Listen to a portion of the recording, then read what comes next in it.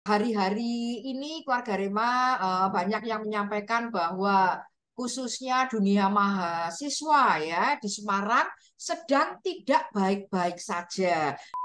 Sehat mental itu tidak hanya bebas dari gangguan. Kalau sampai kita nggak punya hobi, waspadalah.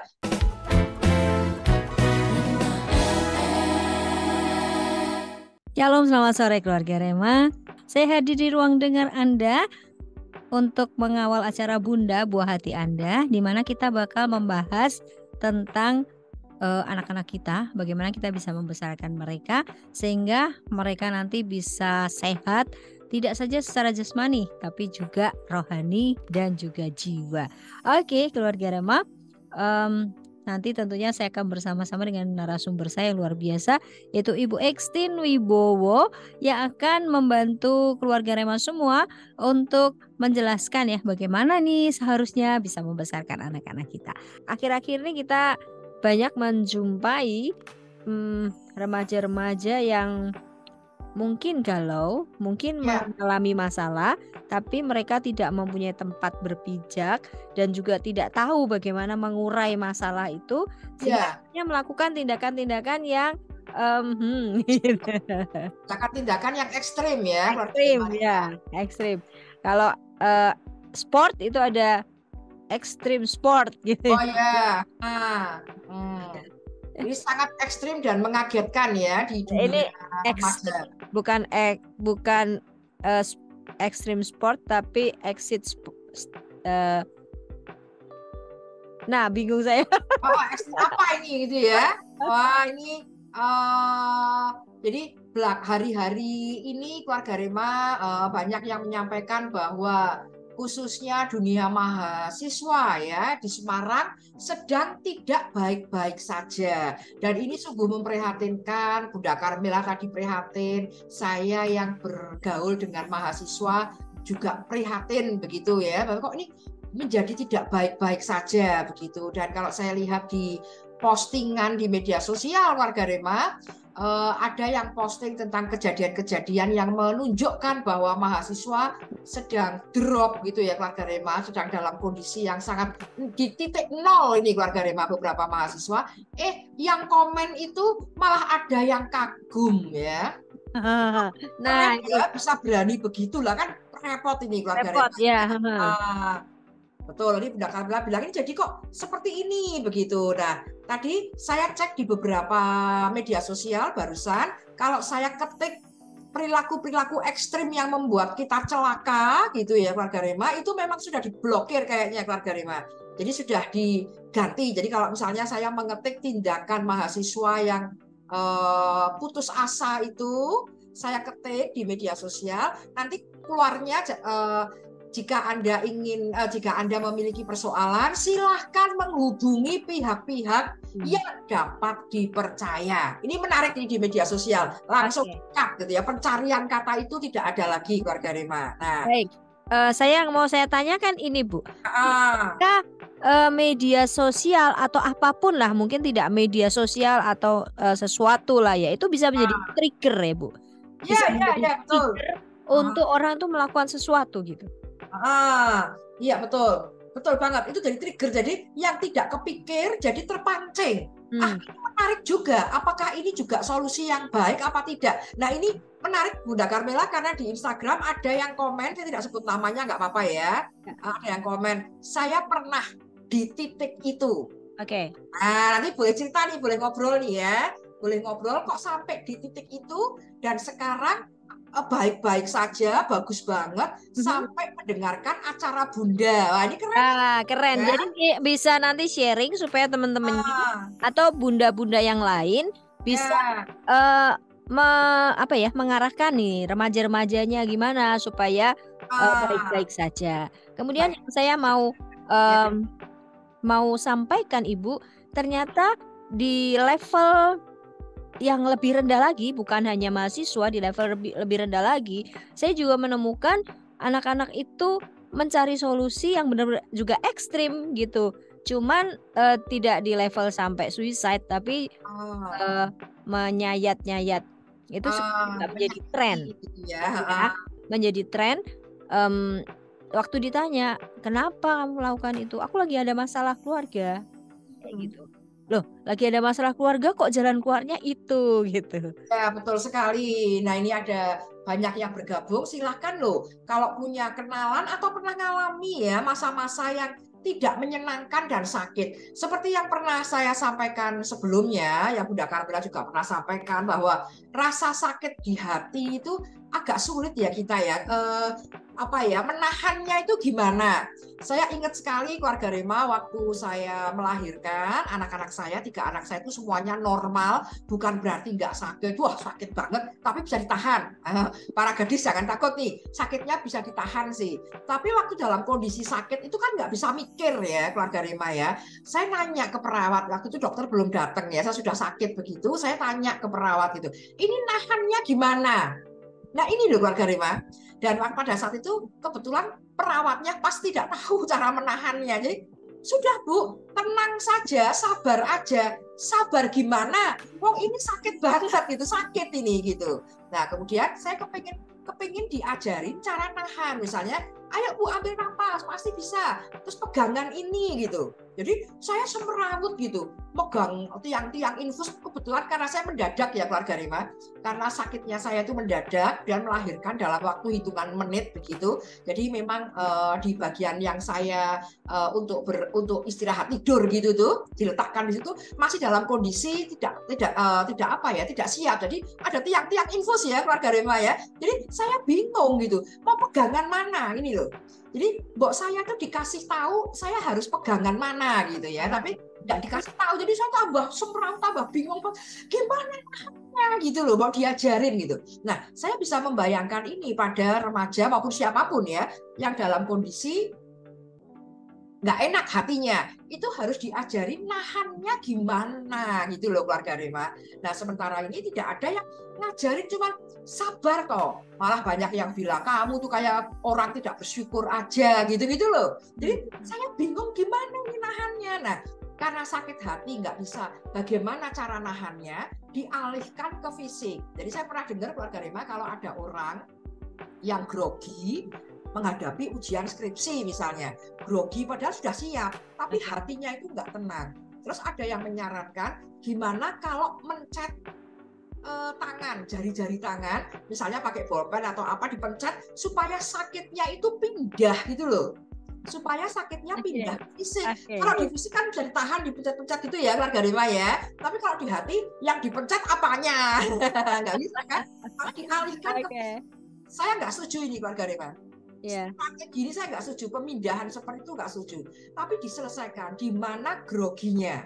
Mungkin dengan ambil nafas, tapi tidak perlu dipindahkan sakitnya di fisik gitu. Nah, seringkali orang-orang yang sakit itu, yang sakit hati itu nggak jahat sebetulnya, tapi butuh dikasih tahu saya harus gimana nahannya. Nah, sayang sekali seringkali banyak orang yang seperti itu. Nah, sebelum saya menjawab, ini ramai sekali di Instagram Bunda Carmela. Lagi seru nih Bu ya, seru ya. Ya. Ya. Cindy, ya maaf ini saya tidak panggil Bapak Ibu ya, langsung nama aja. Ada Vivi, Fiona, ada Karen, apa kabar Karen? Luka,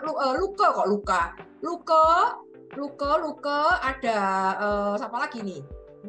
Ira, ada Ibu Irawati, ada Ari Wijaya, apa kabar?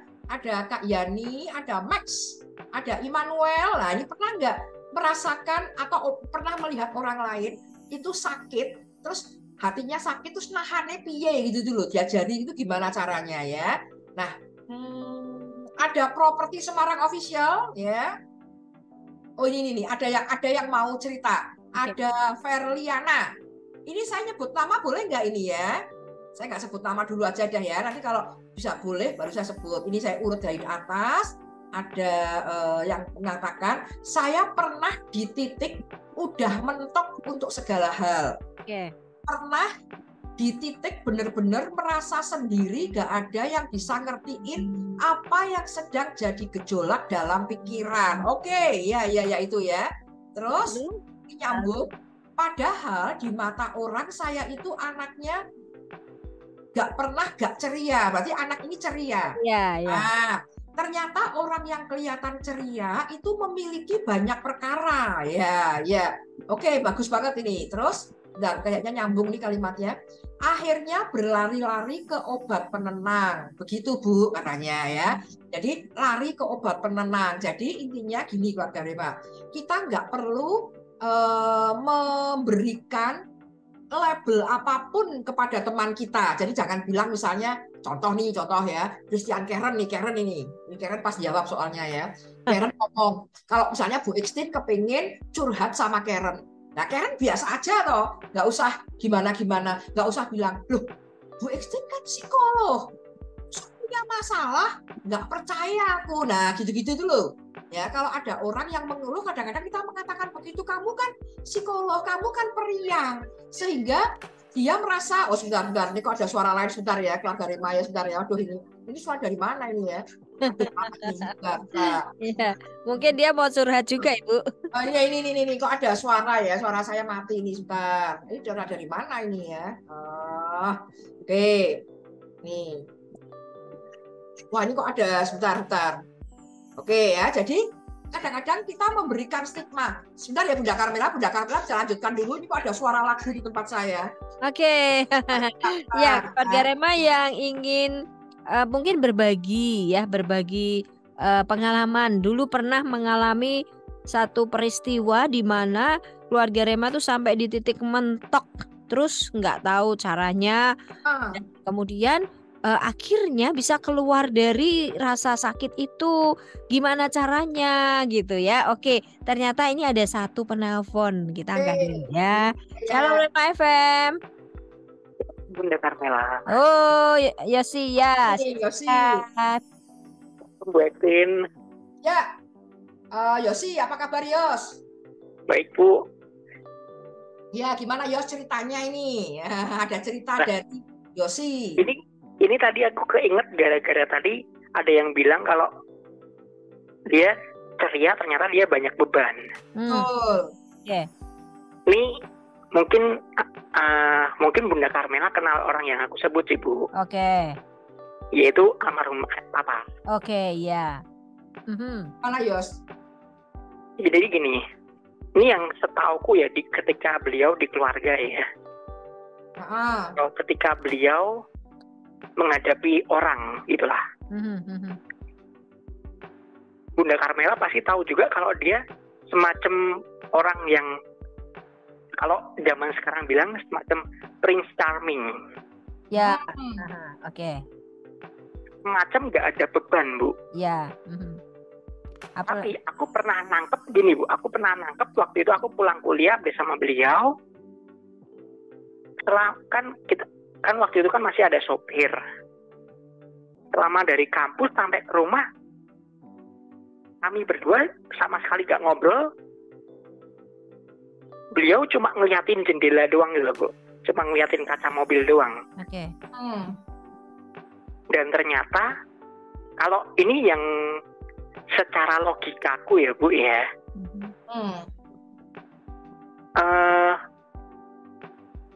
Ternyata itu buat beban pikirannya dia. Lagi ada masalah kayak gitu ya. Dan yang aku lihat, ini maaf kata bukan untuk ngerendahin almarhumah Mami juga, masih gini. Karena yang aku lihat kayak kan aku kan di rumah kan cuma bertiga waktu itu ya. Jadi kayak semacam dia nggak ada tempat untuk curhat. Iya.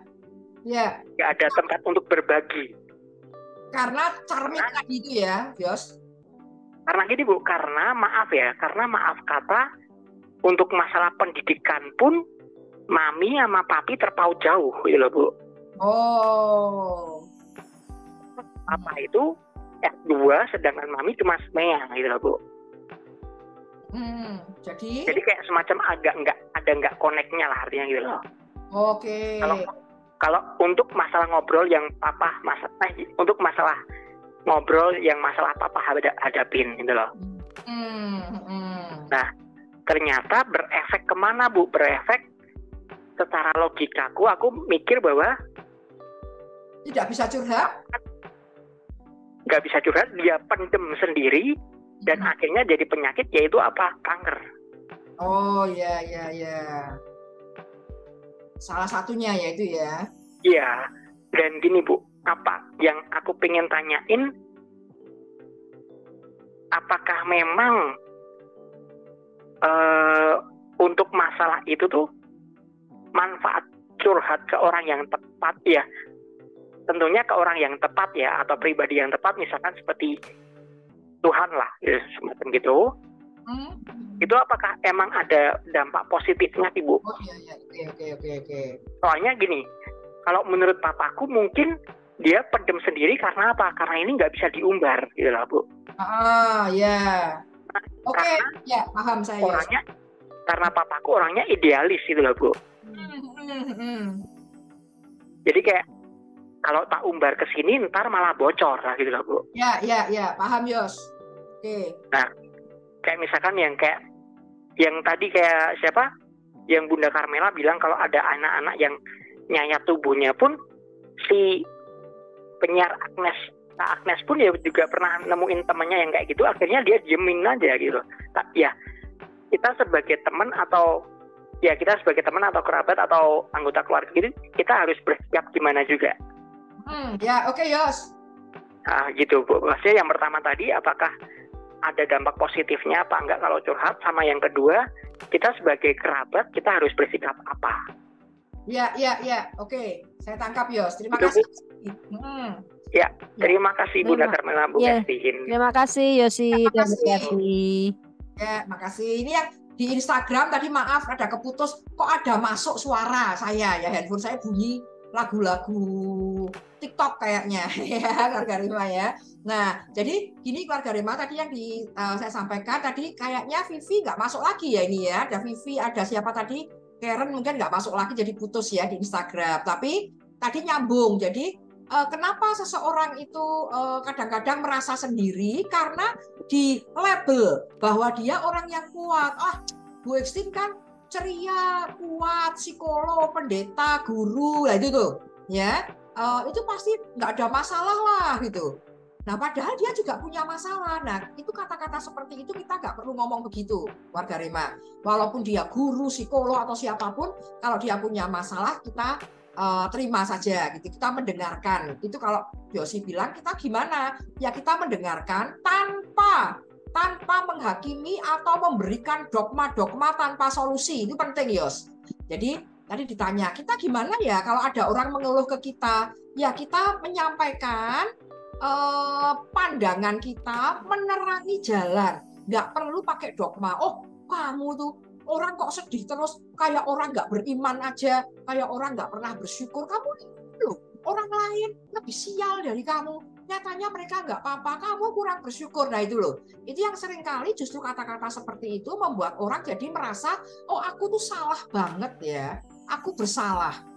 Sampai aku nggak bersyukur, sampai aku nggak cinta sama keluarga, padahal aku tuh debat sama orang tua, berarti aku salah gitu.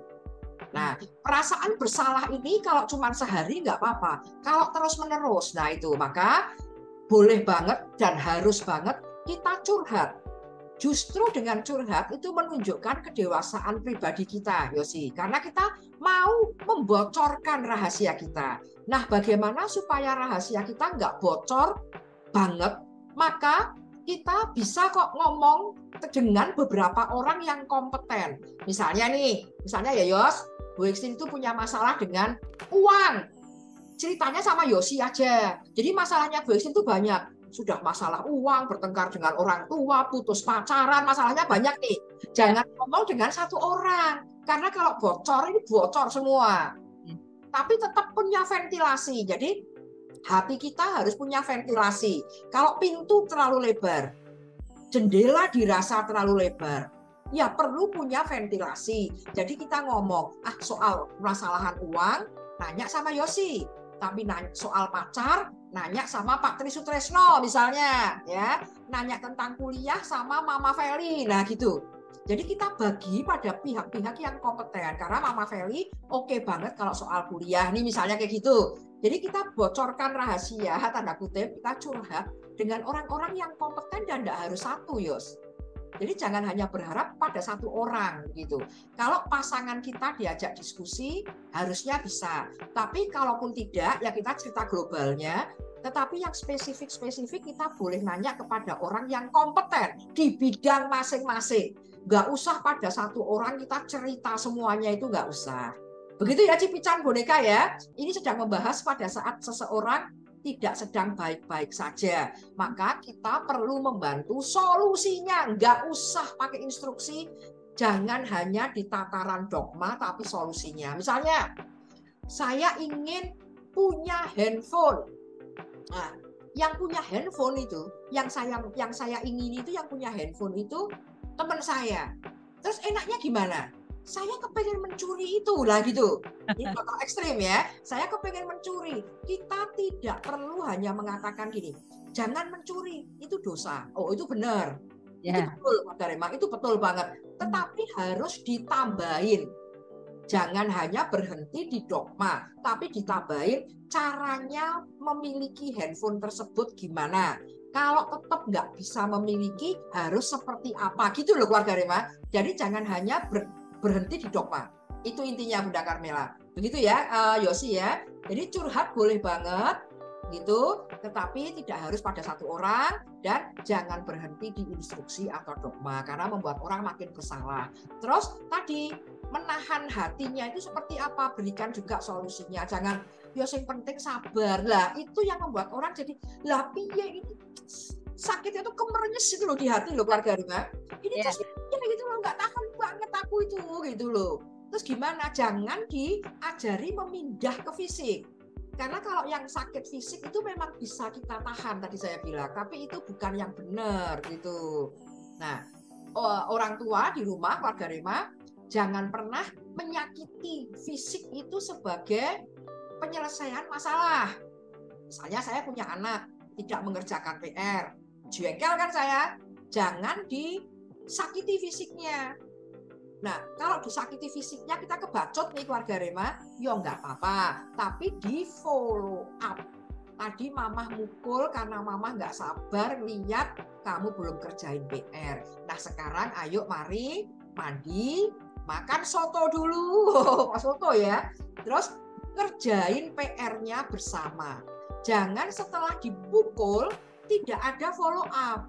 Nanti anak merasa rasa sakit inilah solusinya. Pokoknya kalau aku sudah dipukul mamah, sudah kerasa sakit, aku nggak perlu mengerjakan PR. Nah, jadi dia merasa bahwa rasa sakit ini justru menyelesaikan masalah. Hati-hati Pak Garema, jangan hanya menyakitin saja, tapi ada follow up-nya gitu ya. Ya, ternyata luar biasa sekali ya. Ini mungkin yang terkait dengan disiplin positif itu ya. Memang disiplin positif itu oke. Dan kadang-kadang ya kita juga tidak sabar, kita pukul gitu, tapi biarkan rasa sakit itu harus diobati gitu ya Bu ya. Betul, di follow up. Jadi rasa sakit itu nggak berhenti di situ, nggak menyembuhkan loh, nggak menyelesaikan loh. Rasa sakit itu sementara aja, habis itu ya harus dijalankan gitu keluarga Rema ya. Jadi ini saya mau tanya nih Bu, apakah anak-anak yang sering ya Bu, yang sering kalau apa sedikit dipukul, apa sedikit dicubit kayak gitu, dan itu merupakan dalam tanda petik solusi, akan punya kecenderungan nanti besarnya kalau ada tren, ini kan tren ya Bu, tren self harm itu tadi, cutting kayak gitu, kemudian dia ambil yang itu gitu, ini enak nih kayaknya, itu menyelesaikan karena sejak kecil begitu gitu. Bisa banget. Oh pokoknya kalau sakit terus selesai masalahnya gitu. Selain bisa memindahkan tadi, bisa menahan, pokoknya kalau sudah sakit itu sudah oke. Kalau di sekolah gitu ya, tidak mengerjakan tugas atau ketahuan menyontek, dipukul terus selesai, nggak ada follow up-nya, berarti rasa sakit itu menyelesaikan masalah. Lah ini yang hati-hati begitu. Jangan seperti itu keluarga Rema, harus di follow up gitu sakitnya. Ada juga yang karena kurang perhatian ya keluarga Rema ya, karena kurang diperhatikan, kurang dicintai tanpa syarat, Jadi kok aku tuh kalau dicintai pasti ada syaratnya. Harus ranking 1 dulu, harus begini dulu, baru aku dicintai gitu. Aku tuh kepengen loh dicintai, aku tuh kepengen orang-orang tuh kangen sama aku. Nah karena nggak pernah dikangeni, nggak pernah dicintai, maka dia bilang, mungkin kalau aku menghilang selamanya dari muka bumi ini, ada yang kangen sama aku. Dan yang pernah saya sampaikan, rindu itu berat. Kalau rindu itu berat ya keluarga Rema ya. Maka aku ingin membuat hidup orang-orang itu berat. Maka aku menghilang aja dari bumi supaya orang-orang itu rindu sama aku. Bahkan aku mungkin dikenang. Nah ini loh keluarga Rema.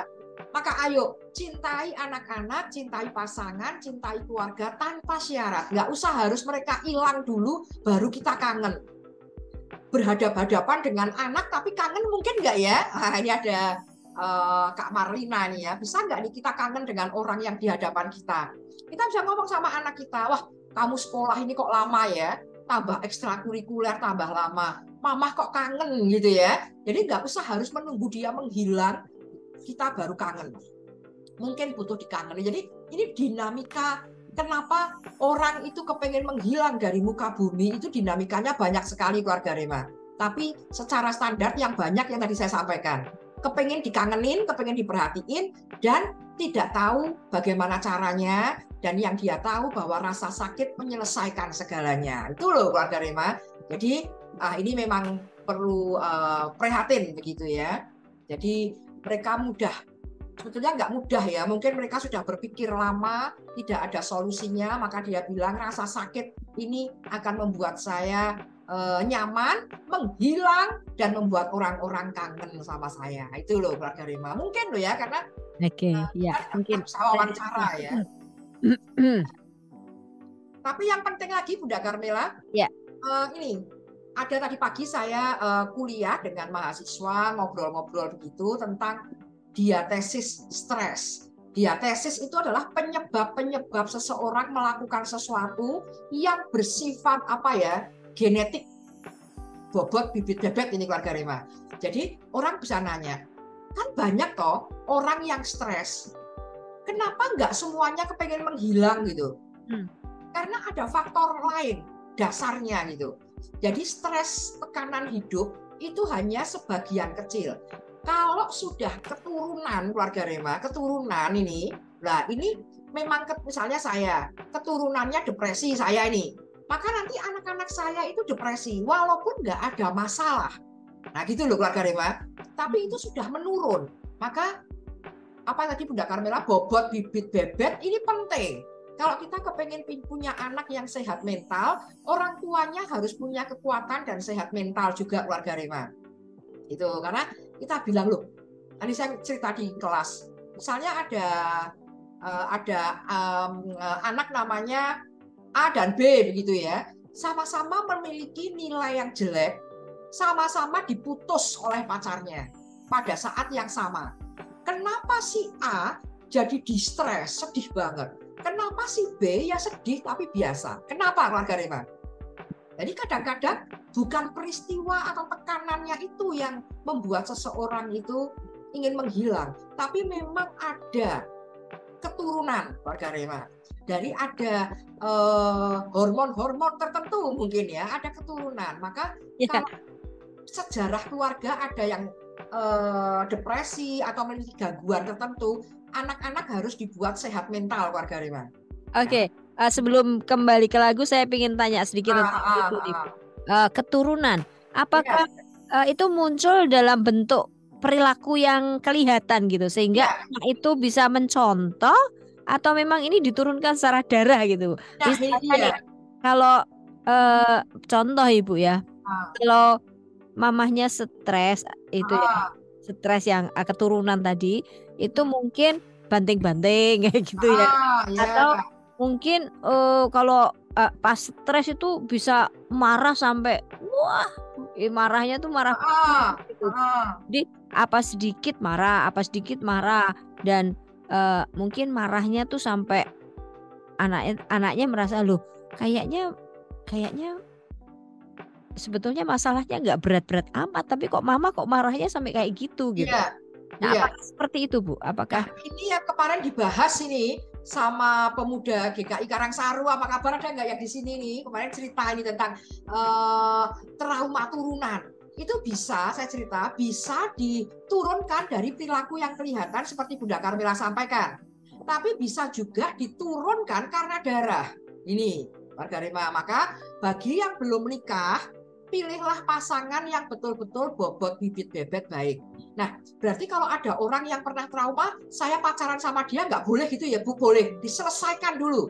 Bukan berarti kalau ada sesuatu masalah, nggak boleh kita bergaul atau berpacaran dengan dia, tapi dituntaskan dulu bahwa itu tidak ngefek untuk dia. Karena itu nurun, keluarga Rema. Jadi kalau saya modelnya orang patah semangatan gitu, patah semangatan apa ya? Asaan, gampang putus asa, kemungkinan Mudah besar patah semangat. ya gampang gitu ya, mudah patah semangat, maka anak-anak saya akan seperti itu. Maka saya harus membetulkan diri saya dulu, keluarga Rema, dengan banyak pengetahuan, banyak ikut seminar gitu.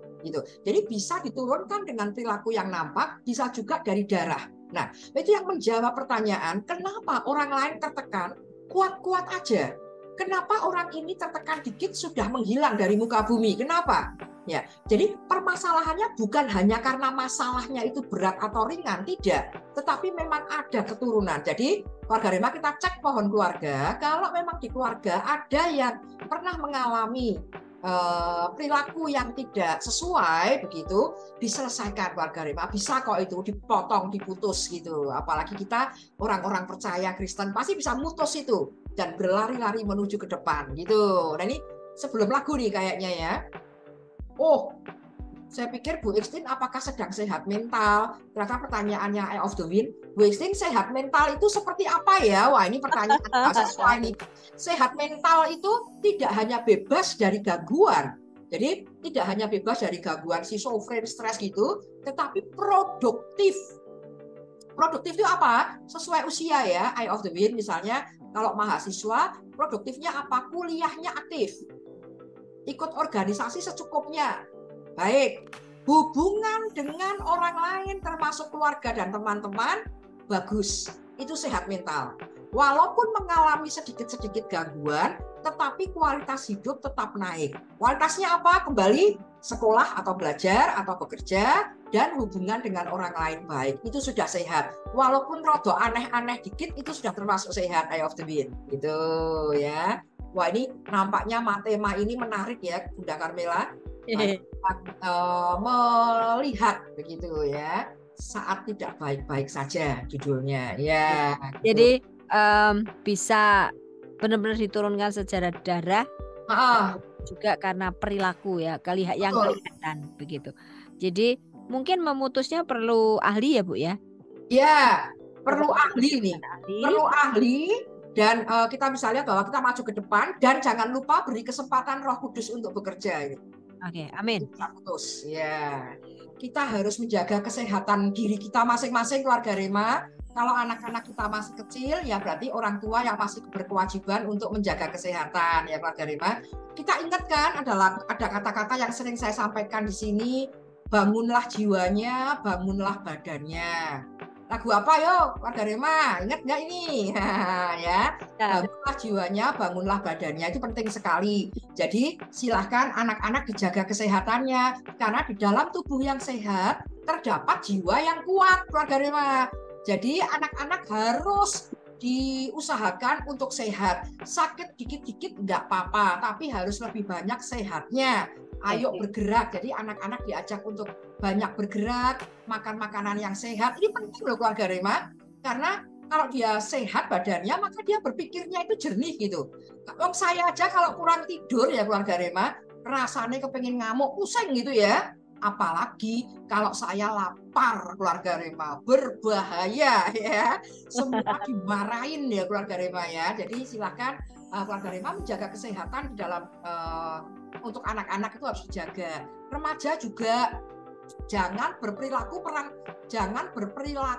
berperan seperti orang sakit, Bunda Karmela. Ya. Ada ini. Jadi orang sakit itu gimana sih? Nggak suka makan, tidur terus, nggak mandi. Nah, itu banyak anak-anak remaja yang berperilaku seperti itu. Sehat tapi perannya seperti orang sakit. Nggak makan, nggak minum, nggak mandi, nggak kampus, nggak kerja. di kamar aja kayak orang sakit. Jadi dia betul-betul sakit. Begitu ada masalah nggak tahan keluarga Rema. Jadi ini bukan masalahnya itu persoalannya berat atau ringan. Saya ulang ya keluarga Rema, bukan masalah persoalannya berat atau ringan, tetapi memang dia daya tahannya nggak ada gitu loh keluarga Rema. Itu. Jadi silahkan diperkuat baik fisik maupun psikisnya. Gitu sih Bunda Carmela, supaya pikiran itu jelas gitu loh, jernih. Gitu. Ya, berarti untuk para remaja nih ya, mungkin yang mendengarkan Rema FM sore hari ini tidak hanya ibu-ibu, ada juga remaja. Ternyata pernikahan itu nggak gampang.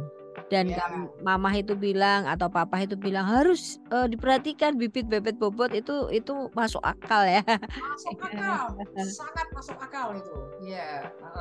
Cuman kadang-kadang orang tua itu menyampaikannya sudah betul, tetapi alasan logisnya itu nggak ada buat remaja sekarang ini keluarga Rema. Kalau kita menyampaikan sesuatu itu harus ada dasar yang rasional begitu. Nah remaja-remaja sering bilang bobot bibit-bebet. Tapi orang betul, aku pikir itu jadi papa mama itu. Nah diharapkan papa mama itu update dan upgrade pengetahuan sehingga bisa menjelaskan kepada anak-anaknya gitu. Salah satunya adalah mendengarkan Bunda tiap itu yang benar. Bunda ini sudah belasan tahun loh keluarga Rema, bahkan belasan tahun ini. Ya saya nggak tahu nih berapa ya mulai. Kalau saya merasa nih keluarga Rema, kalau ini saya mahasiswa, saya udah S2. Iya, sudah lulus kok Bunda Carmela loh. Saya juga belajar banyak dari Bunda Carmela, juga belajar banyak dari keluarga Rema ya. Sudah lulus S12 ini ya, berapa tahun loh ya. Ini harus mengupdate dan mengupgrade supaya anak-anak remaja pemuda itu khususnya ya keluarga Rema itu ngomong gini loh dalam hatinya. Aku kalau ngobrol sama papa mamah itu nyaman karena papa mamahnya ngapain? Papa mamahnya ada solusi gitu loh. Karena kalau apa mamahnya kalau ngomong pokoknya dogma tok tanpa ada solusi, lama-lama anak bilang capek, nggak tahan, nyerah dah kalau ngomong apa mamah lah itu. Jadi kayak ada jalan buntu. Padahal di TikTok disampaikan ya keluarga Rema, ayo anak-anak remaja pemuda hidup yang sehat lah gitu. Karena masih banyak makanan yang belum dicicipin. Masih banyak lagu-lagu di Radio Rema yang belum didengarkan. Jadi ayo kita senang ini panjang umur begitu ya supaya bisa banyak melihat pemandangan. Banyak kota-kota yang belum dikunjungi loh keluarga Rema. Sayang sekali kalau kita nggak bisa mengunjungi. Jadi senang lah, happy lah begitu.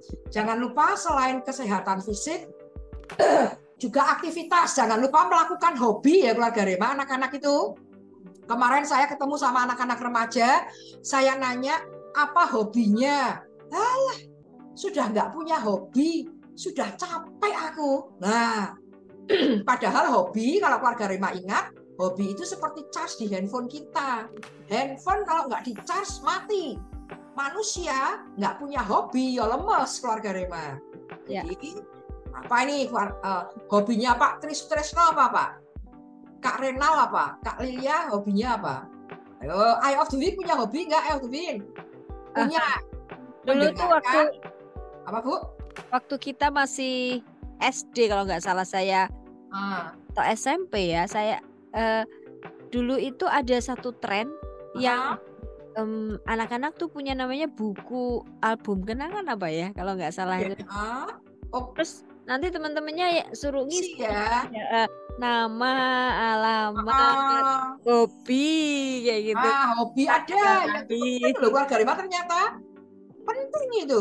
Fofo punya hobi nggak, Fo? Ini ada Fofo, ada Pak Teguh, ayo punya hobi nggak? Loh, saya ini kalau ditanya ya Bu, baik di seminar yang ilmiah maupun tidak, di biografi atau CV saya tulis hobi, media sosial, dan drakor.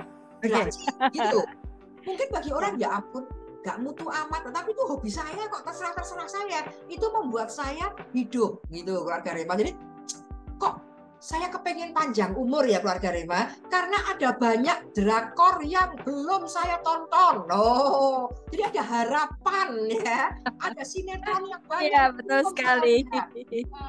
Ini Fofo bilang banyak Bu hobinya, aman pokoknya pakai buku diary ya, buku diary boleh. Memang masih punya loh, ini kok sama ini? Jawabannya kok sama ini? Persis loh Bu.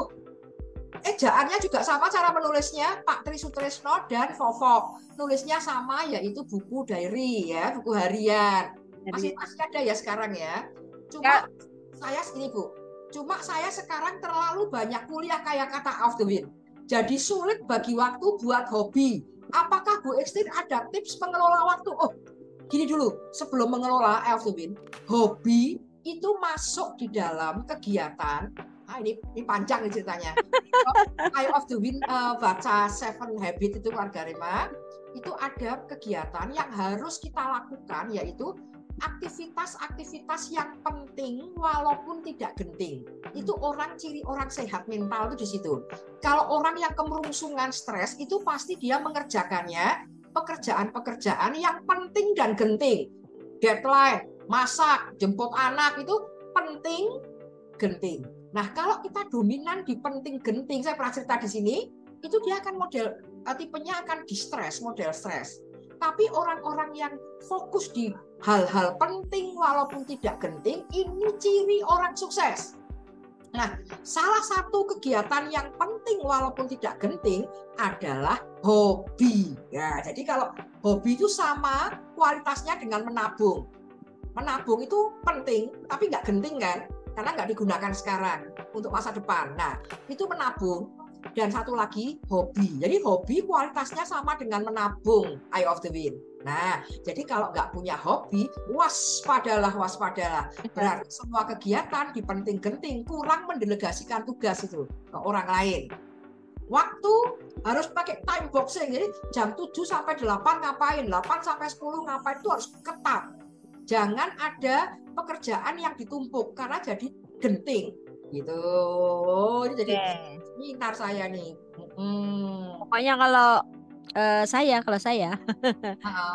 itu sudah numpuk nih ya. Maksud saya lagi mengerjakan sesuatu kemudian buntu, misalnya menulis proposal atau menulis apa buntu, saya akan keluar terus ambil gitar nyanyi. Nah, Bunda Carmela nyanyi itu bagus banget hobinya. Selain ngecas ya, bagus. Selain ngecas diri sendiri, juga ngecas orang lain yang mendengarkan ya. Ayo punya hobi ya. Kecuali suami saya. Suami kenapa Bu senang nyanyi? Bukan. Saya kalau main gitar kan sebisa saya Bu. Saya jadi kunci-kuncinya sebisa saya, pokoknya saya nyanyinya enak lah menurut saya. tapi buat suami saya, itu tadi kuncimu salah semua. Oh iya, malah seru, malah diajarin sama suami ya, tambah romantis sama yang stres. Kalau saya nyanyi dia yang stres. Karena pinter nyanyi ya, Pak Daud juga pinter nyanyi dan pinter. Dia pinter main gitar. Jadi ngerti kesalahannya ya. Oh, malah lucu-lucuan loh keluarga Rema. Nah, silahkan harus punya ya, Eye of the Wind. Baik, terima kasih Bu, sangat bantu. Iya, jadi kalau sampai kita nggak punya hobi, waspadalah. Karena hobi itu bikin hidup kita punya harapan. Seperti saya hari ini, ya ampun, Senin tuh kok capek sekali ya. Tapi nanti ada drakor loh, ada dracin loh. Rasanya ada harapan. Terus kalau ada orang bilang, ayo Bu Ekstin, tangannya saya iris aja. Oh jangan, kan masih ada drakor yang belum saya tonton. Oh sayang toh ya kan. Nah, dan umur panjang itu adalah bonus dari Tuhan juga. Jadi ayo dinikmati keluarga Rema ya. Jadi sakit itu bukan menyelesaikan segalanya. Sakit itu harus diselesaikan. Itu kira-kira keluarga Rema. Ya. Nah ini atau karena memang keadaan atau tren atau gimana Bu? Tadi saya sebetulnya mau bahas buku diary itu karena diary ya. Karena kalau dulu teman-teman saya tuh nulisnya hobi membaca buku, hobi menari, menyanyi, ya kayak gitu-gitulah Bu ya. Sekarang hobinya tuh, hobimu apa? Main game. Ya. Tidak semua sih, tapi hampir semua anak laki itu hobinya main game.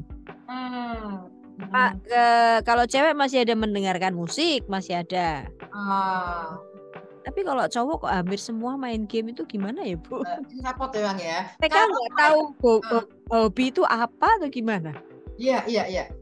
Hobi yang benar itu ngecas keluarga Rema. Jadi ngecas kita, energi psikis kita untuk apa? Untuk menjalani tugas-tugas perkembangan kita. Jadi contohnya tugas perkembangannya Eye of the Wind. Eye of the Wind itu umur berapa toh? 13 tahun ya toh? 13 toh Eye of the Wind.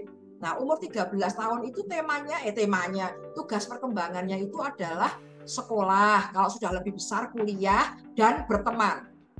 Jadi kita ngecek, apakah hobi saya itu benar ini hobi ngecharge nggak? Ternyata Eye of the Wind semakin ngegame online, semakin temannya banyak di dunia nyata maupun di dunia maya. Kuliahnya semakin bagus, IPK-nya itu loh. Dulu 3,2, lah kok sekarang 3,9. Nah, berarti ngegamenya itu benar Bunda Carmela, itu hobi. Sampai 4,5, Bu. Oh, 4,5 kok ya toh. Nah, tetapi kalau kualitas hidup kita kok semakin turun, nah itu berarti bukan hobi, tapi kecanduan. Apalagi kalau hobinya ini bermanfaat, berguna bagi orang lain juga. Kayak Bunda Carmela senang nyanyi, senang masak, orang lain bisa menikmati. Itu namanya talenta loh, bisa untuk orang lain juga. Kan yang oke toh, gitu. Jadi kalau setelah saya nge-game online, kok hubungan saya dengan teman-teman jadi nggak bagus, hubungan dengan orang lain nggak baik, hubungan kuliah nggak baik, kerja nggak baik, berarti itu bukan hobi, tapi kecanduan. Nah, tahu bedanya nggak keluarga Rema? Kalau belum tahu, Senin depan tidak boleh absen dari acara Bunda.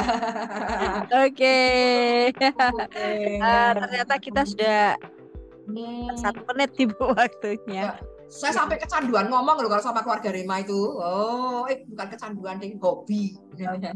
Oke, keluarga Rema, tema hari ini sangat menarik sekali karena kita jadi belajar ya bahwa ternyata kita harus benar-benar manage kehidupan kita sehingga kita itu tidak mencari solusi yang sebetulnya bukan solusi gitu. Ya, dan kemudian juga kita tahu bahwa ternyata stres itu merupakan keturunan ya Bu ya. Ya, betul sekali. Saya akan tutup dengan ini keluarga Rema, untuk kita bisa mendapatkan solusi yang oke, untuk kita bisa melewati semuanya ya. Rasa sakit itu tidak kita pindahkan ke dalam rasa sakit fisik, jadi kita bisa dapatkan solusi, kita dapatkan jalan keluar, maka kita perlu satu dasar yang kuat dan akan saya bacakan di 1 Korintus 10:3. Mereka semua makan makanan rohani yang sama dan mereka semua minum minuman rohani yang sama sebab mereka minum dari batu karang rohani yang mengikuti mereka dan batu karang itu ialah Kristus. Amin. Solid rock. Jesus Christ is the solid rock. Batu karang tempat kita berpijak dan batu karang ini adalah batu karang yang kuat dan teguh. Baik keluarga Rema, saya akhiri perbincangan kita pada malam hari ini. Terima kasih Bu Iksin sudah menemani semua selama hampir 1 jam. Mohon maaf kalau ada kata-kata yang kurang berkenan, diberkati untuk memberkati. Shalom. Shalom.